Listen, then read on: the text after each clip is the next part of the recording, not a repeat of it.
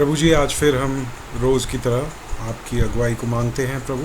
और जब हम वचन को खोलते हैं तो पवित्र आत्मा, आप हमारी आत्मिक आँखों को खोलिए कि हम वचन को समझने और ग्रहण करने वाले हो सकें। ये प्रार्थना प्रभु यीशु के नाम से मांगता हूँ, आमीन। दोस्तों, आइए आज हम इब्रानियों उसका 7वां अध्याय देखते हैं। इसमें मैं आपको पहले ही बता देता हूँ कि इसका क्या विषय है, क्योंकि ये थोड़ा सा कॉम्प्लिकेटेड है। समझने में हो सकता है कि पहली बार में अगर हम पढ़ते हैं तो हमें समझ ना आए, तो इसलिए इसका विषय पहले ही जानना अच्छा है। उससे हमें ज़्यादा आसानी होगी इसको समझने में। तो यहाँ पे जो लेखक है वो, क्योंकि यहूदियों से बात कर रहा है, वो उन्हें ये बताता है कि सबसे पहले तो जो यीशु मसीह हैं वो हमारे महायाजक हैं। जैसा कि मेल्किजेडेक एक राजा और महायाजक था पुराने नियम में, उसी की रीति पर प्रभु यीशु मसीह हमारे महायाजक हैं।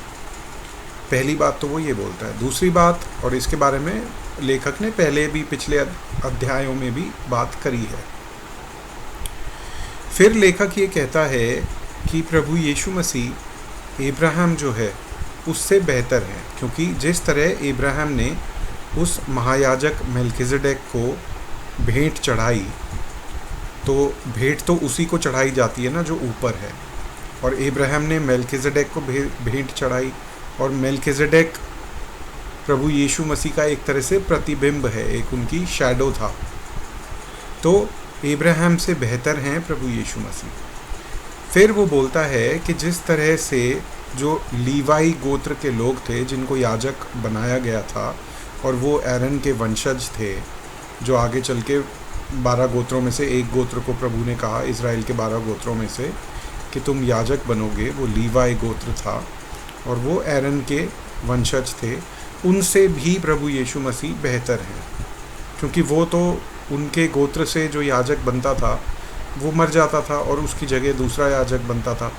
फिर वो प्रभु के सामने उन कामों को पूरा करता था जो ठहराए गए थे। लेकिन प्रभु यीशु मसीह ने हमेशा हमेशा के लिए, एक बार के लिए वो सारा काम पूरा कर दिया, जिसको अब हर साल पूरा करने की ज़रूरत नहीं है। तो इस बात को ध्यान में रखते हुए आइए हम वचन में चलते हैं, और जो मैंने आपको बताई हैं बातें, इन बातों को देखिएगा कि आप भी क्या वचन में इन बातों को देख पा रहे हैं। तो यहाँ पे लेखक इस तरह से बोलता है, यह मेल्किजेडेक शलोम का राजा और परम प्रधान परमेश्वर का याजक, जब इब्राहिम राजाओं को मारकर लौट रहा था, तो इसी ने उससे भेंट करके उसे आशीष दी। किसने किसको आशीष दी? मेल्किजेडेक ने इब्राहिम को आशीष दी। इसी को इब्राहिम ने सब वस्तुओं का 10वां अंश भी दिया, इब्राहिम ने मेल्किजेडेक को। और ये राजा था, शलोम का राजा था। अभी आगे इसके बारे में लेखक और बात बताएगा कि वो उसकी क्या इम्पोर्टेंस है। यह पहले अपने नाम के अर्थ के अनुसार धार्मिकता का राजा, और फिर शलोम अर्थात शांति का राजा है। अब देखिए, धार्मिकता के राजा और शांति के राजा कौन हैं? प्रभु यीशु मसीह हैं। इससे हमें पता लगता है कि जो मेल्किजेडेक था वो प्रभु यीशु मसीह का ही प्रतिबिंब था, उनकी एक शैडो थी। आगे ये बात और क्लियर हो जाती है।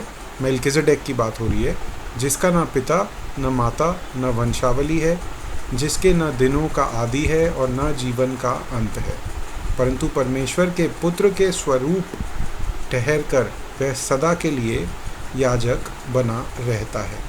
ठीक है, इस बात से भी क्लियर हो जाता है कि ये प्रभु यीशु मसीह जैसा था। अब इस पर ध्यान करो कि यह कैसा महान था, जिसको कुलपति इब्राहिम ने अच्छे से अच्छे माल की लूट का 10वां अंश दिया या दशवांश दिया।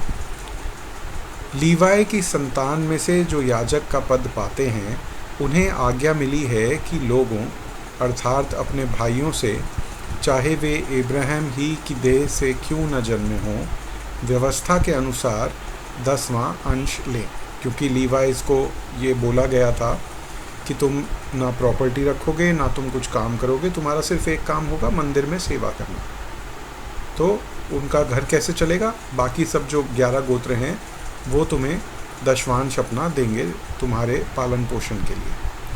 पर इसने जो उनकी वंशावली में का भी न था, यानी कि मेल्किसेडेक इब्राहिम की वंशावली में तो था नहीं, ना इज़राइल के 12 गोत्रों में से था, इब्राहिम से 10वां अंश लिया और जिसे प्रतिज्ञा मिली थी उसे आशीष दी। प्रतिज्ञा किसे मिली थी? इब्राहिम को। तो उसने इब्राहिम से 10वां अंश लिया और इब्राहिम को आशीषें दी।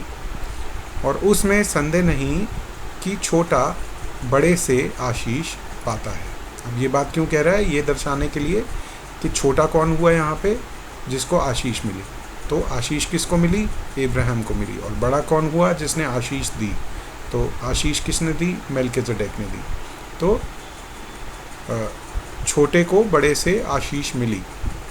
और यहाँ तो मरणहार मनुष्य 10वां अंश लेते हैं, पर वहाँ वही लेता है जिसकी गवाही दी जाती है कि वह जीवित है। तो हम यह भी कह सकते हैं कि लीवाई ने भी जो 10वां अंश लेते हैं इब्राहिम के द्वारा दशवांश दिया, क्योंकि जिस समय मेल्किसेडेक ने उसके पिता यानी कि लीवाई के पिता इब्राहिम से भेंट करी, उस समय वह अपने पिता की देह में था। ठीक है ना? अब ये बात क्यों कह रहा है लेखक? ये बात यहूदियों को ये बताने के लिए कि जो मेल्किसेडेक है वो लीवाई याजकों से बेहतर था। तब यदि लीवाई याजक पद के द्वारा सिद्धि हो सकती थे, तब यदि लेवीय याजक पद के द्वारा सिद्धि हो सकती है जिसके सहारे से लोगों को व्यवस्था मिली थी, तो फिर क्या आवश्यकता थी कि दूसरा याजक मेल्किसेडेक की रीति पर खड़ा हो और हारून की रीति का न कहलाए। इसको एक बार मैं आपको इंग्लिश में बता देता हूँ जिससे कि कन्फ्यूजन दूर हो जाए और मैं इंग्लिश में इसको ज़्यादा अच्छे से समझा पाऊँगा। If therefore perfection were by the Levitical priesthood, यानी कि परमेश्वर के सामने अगर पापों की क्षमा जो लीवाई याजक थे उनके द्वारा हो सकती थी, जिनके द्वारा व्यवस्था मिली थी, तो फिर एक और याजक के खड़े होने की क्या आवश्यकता थी? यानी कि प्रभु यीशु मसीह के आने की फिर क्या आवश्यकता थी? अगर पापों की जो क्षमा है वो यहूदी याजकों के द्वारा मिल सकती थी। ठीक है ना? ये बात लेखक कहना चाह रहा है, क्योंकि जब याजक का पद बदला जाता है तो व्यवस्था का भी बदलना अवश्य है, क्योंकि जिसके विषय में ये बातें कही जाती हैं वह दूसरे गोत्र का है जिसमें से किसी ने वेदी की सेवा नहीं की। किसके विषय में? प्रभु यीशु मसीह की बात हो रही है कि वो दूसरे गोत्र के हैं। तो प्रकट है कि हमारे प्रभु यहूदा के गोत्र में से उदय हुए, लीवाई के तो नहीं है, यहूदा में से आए। और इस गोत्र के विषय में मूसा ने याजक पद की कुछ चर्चा नहीं की। हमारा दावा और भी स्पष्टता से प्रकट हो जाता है जब मेल्किसेडेक के समान एक और ऐसा याजक उत्पन्न होने वाला था जो शारीरिक आज्ञा की व्यवस्था के अनुसार नहीं, पर अविनाशी जीवन की सामर्थ्य के अनुसार नियुक्त हो। शारीरिक आज्ञा तो लीवाई के थ्रू थी, ये अलग तरीके से परमेश्वर ने नियुक्त किया है जीवन की सामर्थ्य के अनुसार, क्योंकि उसके विषय में यह गवाही दी गई है कि तू मेल्किसेडेक की रीति पर युगानुयुग याजक है। ये महत्वपूर्ण आयत है और ये भविष्यवाणी थी और ये मिलती है भजन संहिता 110 के 4 में। ठीक है? इस प्रकार पहली आज्ञा निर्बल और निष्फल होने के कारण लोप हो गई। पहली आज्ञा कौन सी थी? लीवाई याजकों की। इसलिए कि व्यवस्था ने किसी बात की सिद्धि नहीं की और उसके स्थान पर एक ऐसी उत्तम आशा रखी गई है जिसके द्वारा हम परमेश्वर के समीप जा सकते हैं। और इसलिए मसीह की नियुक्ति बिना शपथ नहीं हुई, क्योंकि वे तो बिना शपथ याजक ठहराए गए, पर यह शपथ के साथ उसकी ओर से नियुक्त किया गया जिसने उसके विषय में कहा, प्रभु ने शपथ खाई और वह उससे फिर न पछताएगा कि तू युगानुयुग याजक है। फिर से वही भजन संहिता 110 का 4। इस कारण यीशु एक उत्तम वाचा का जामिन ठहरा। देखिए यहाँ ये सब बातें क्यों कह रहा है? ये बताने के लिए कि भाई जो आपके याजक थे लीवाई के गोत्र से आए हुए, उनसे बेहतर प्रभु यीशु मसीह हैं जो कि मेल्किजेडेक के समान हमारे याजक हैं। ठीक है, बस इतनी सी बात कहना चाह रहा है लेखक, उसके लिए यहूदियों को डिटेल में समझा रहा है। वे तो बहुत से याजक बनते आए, इसका कारण यह था कि मृत्यु उन्हें रहने नहीं देती थी। जैसे लीवाई एक याजक बना, फिर उसकी मृत्यु हो गई तो फिर दूसरा याजक बना, पर यह यानी कि जो प्रभु यीशु मसीह हैं वो युगानुयुग रहते हैं, इस कारण उनका याजक पद अटल है और इसी में वो जो भविष्यवाणी भजन संहिता 110 में थी वो पूरी होती है। इसलिए जो उसके द्वारा परमेश्वर के पास आते हैं यानी कि प्रभु यीशु मसीह के द्वारा, वह उनका पूरा पूरा उद्धार कर सकता है, क्योंकि वह उनके लिए विनती करने को सर्वदा जीवित है।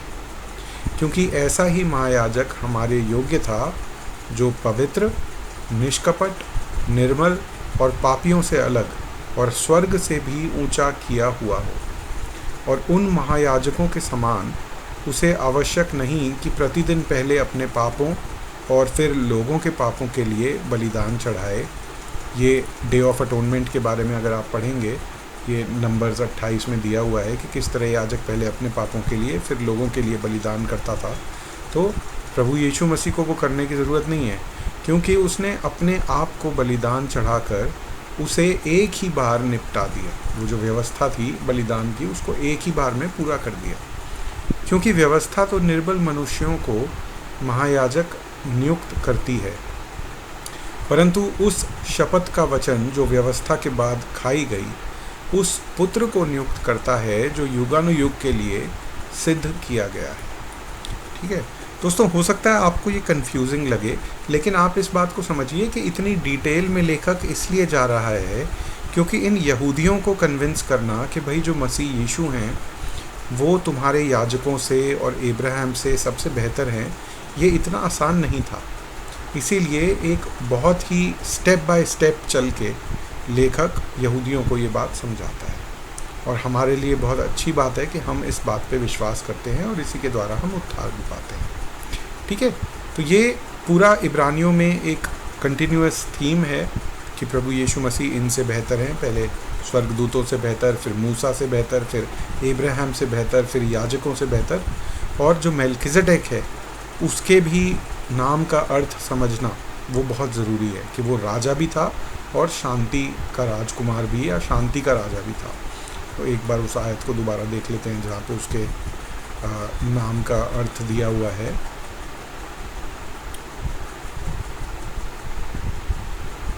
हाँ, ये देखिए, नाम के अर्थ के अनुसार धार्मिकता का राजा और शांति का राजा। तो ये प्रभु यीशु मसीह के बारे में बता रहा है। ठीक है ना। तो आज हमने 7वां अध्याय देखा, कल हम 8वां अध्याय देखेंगे, उसमें लेखक क्या बात करता है। ठीक है, धन्यवाद करते हैं प्रभु हम आपका, आपके वचन के लिए, और प्रभु इस लेखक के लिए जिसने अपनी बात इतने अच्छे से समझाई। और प्रभु हम धन्यवाद करते हैं कि हम प्रभु यीशु मसीह को अपने महायाजक के रूप में मानते हैं, जो हमेशा हमारे लिए जीवित हैं और हमारे लिए इंटरसेशन करते हैं। प्रभु हमारे लिए एक बीच में एक वकील का काम करते हैं, और प्रभु उनके बलिदान के द्वारा हमने अपने पापों की क्षमा पाई है। हम धन्यवाद करते हैं प्रभु इस प्रेम के लिए, और ये प्रार्थना प्रभु यीशु के नाम से मांगते हैं। आमीन।